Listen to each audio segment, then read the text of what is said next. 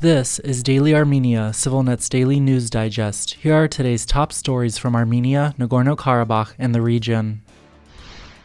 Yesterday, the head of USAID, Samantha Power, added her voice to the growing chorus of US officials urging Azerbaijan to lift its 7-month blockade of Nagorno-Karabakh. In a post on X, formerly known as Twitter, Power called for the free transit of commercial and humanitarian supplies through the Lachin Corridor, the sole overland route connecting Nagorno-Karabakh and Armenia. Power's remarks come just days after U.S. Secretary of State Antony Blinken called Azerbaijani President Ilham Aliyev to press him on lifting the blockade, which has pushed Nagorno-Karabakh's more than 100,000 Armenians to the brink of famine.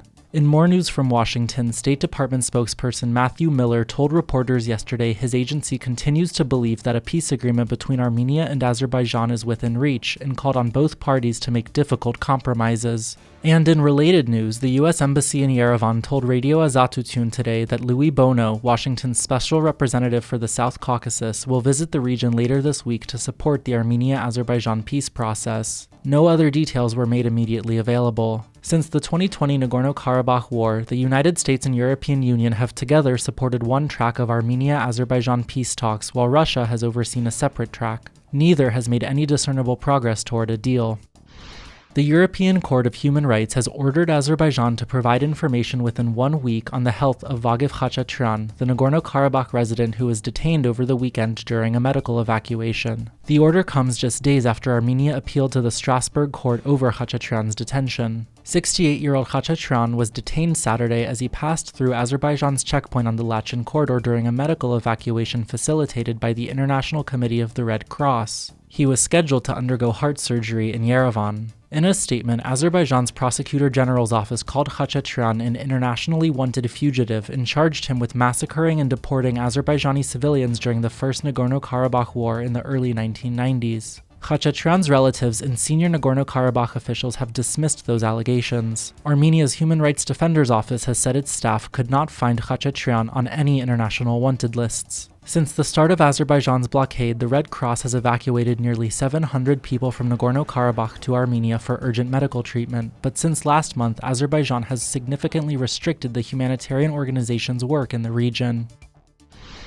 Turkey's support for Azerbaijan during the 2020 Nagorno-Karabakh War played a key role in Armenia's defeat, former Defense Minister Davit Tonoyan said today. We did not take into account the possibility that Turkey's armed forces could in an instant appear at a distance of 45 or 25 kilometers from the Artsakh theater, carrying out flights, Tonoyan told the Armenian parliament's investigative commission studying the circumstances of the 2020 war. Continuing, Tonoyan said Armenia had assessed the chance of full-scale war with Azerbaijan as highly probable after deadly clashes broke out along the two countries' border in July 2020, just months before that year's Nagorno-Karabakh war. The situation was assessed as dangerous, but the date for the start of military operations was not known to anyone, Tonoyan said. The two opposition parties in Armenia's National Assembly boycotted today's hearing. Tonoyan, alongside a number of other high-ranking former defense officials, is currently the subject of a criminal investigation into alleged multi-million-dollar government purchases of defective ammunition before the war. The high-profile case remains ongoing.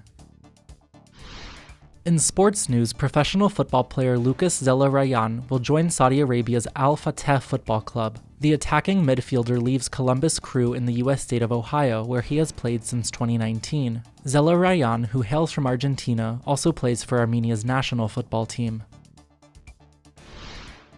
And finally, the CivilNet number of the day is 3. That's the number of cutting-edge research cores or centers that Diane Barber from the University of California, San Francisco is working to set up in Armenia. For more on that story, you can check out our full interview with Diane up now on civilnet.am. And as always, please follow CivilNet for the latest news and independent reporting from our contributors on the ground in Armenia, Nagorno-Karabakh, and the region.